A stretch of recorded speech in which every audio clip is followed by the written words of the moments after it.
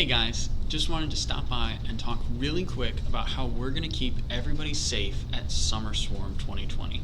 We are so excited, it is right around the corner, but many of you guys have lots of legitimate questions about coronavirus, social distancing, so I'm here to explain all of it to you today. The first thing that we need to understand is that the entire experience can be done in person at Ginger Creek with full participation, pretty much exactly like swarms of the past. It can also be done entirely online. So if you have concerns about coming to campus and being around other people and exposure, you can still participate in Swarm. Much like we've been doing youth ministry online, we are going to provide Swarm online as well. So just because you have concerns doesn't mean you can't participate. Those concerns are perfectly valid. I think that Swarm is going to be very, very safe. I'll explain how we're going to do that in just a second.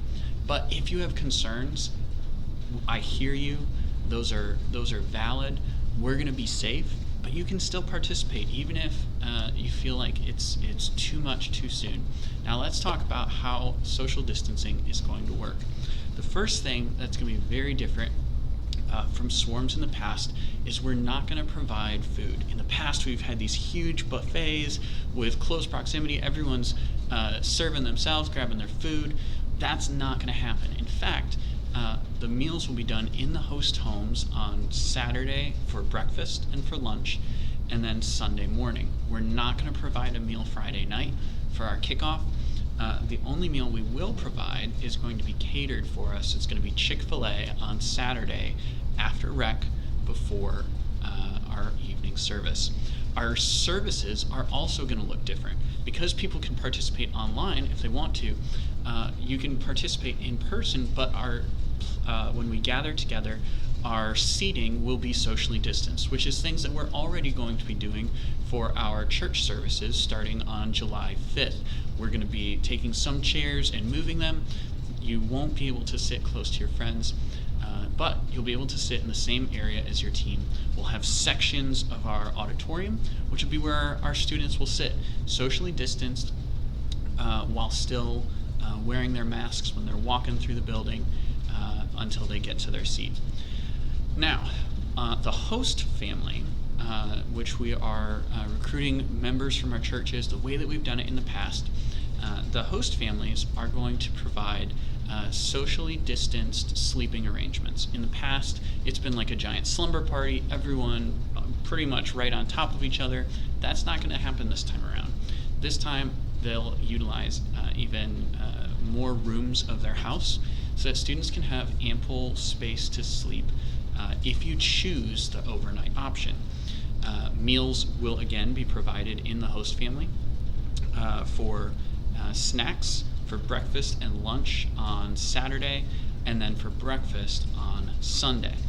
Now, masks will be required anytime we are inside the building for our worship services, moving to go to the bathroom, all of those types of things, and in the host family during social time.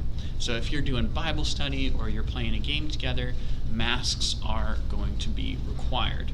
Now, our host families also are not going to be able to have other people go in or out of their house. They are committed to Swarm for the weekend, and so they won't have other people coming over.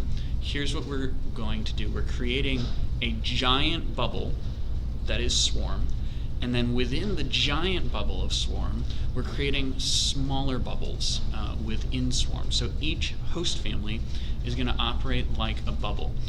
One person is going to be responsible for cooking and doing all of the food. We're encouraging students to socially distance in the home themselves, while also still having that full experience of doing Bible study together, hanging out together, but as socially distanced and not all over each other, right? In addition to that, we'll also be doing extensive cleaning on Friday before Swarm, Saturday before students arrive to campus, and Sunday at the end of the entire weekend. So every item that gets touched is going to get sanitized. All of our tech equipment, our volunteers, all of them will be wiped down and cleaned, including bathrooms, any rec items that we use. All of our things that we use to make Swarm happen are going to be sanitized before anyone touches them or uses them, and in between if multiple people use them. While we're on that subject, rec is going to be socially distanced. For some games we may require masks, but all of our games will encourage students to be spaced out, and for all of any equipment or items that we need, each student will have their own item. So like, for example, there's this fun game called Milk Jug Lacrosse, right? Where we get a whole bunch of empty milk jugs and throw a ball to each other, trying to get it into a goal, right? We can play variations of that where each student has their own milk jug and they're trying to get the ball to their team's target as fast as possible. Now, social distancing and rec are going to be a challenge, but Rob Ross and I are spending hours and hours developing plans, developing games that can be socially distanced and keep everyone safe. Now, if you're thinking back, Ken, you said the online experience would be exactly the same. So for rec, we are also creating an online set of challenges for each online person to try to complete to score points for their team. Those do include, and this is a game that everyone will play, but a virtual escape room or a Gimkit tournament. Gimkit's like a quiz game that we've been playing a lot. So rec is going to be a hybrid of online stuff and in-person stuff.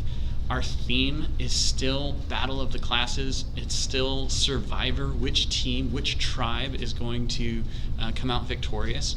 So we need all of your friends to get signed up to participate, even if it's just online. If they don't want to come to campus, that's totally fine. We will have all of our students have masks on. We'll be cleaning regularly and maintaining our facility and maintaining social distancing. But even if those precautions are still, you're not sold, please check out what we've been doing in online youth ministry for the last several months, because it's still going to be a great experience for everybody. I hope that you will join us, and feel free to reach out if you have any questions about Summer Swarm 2020.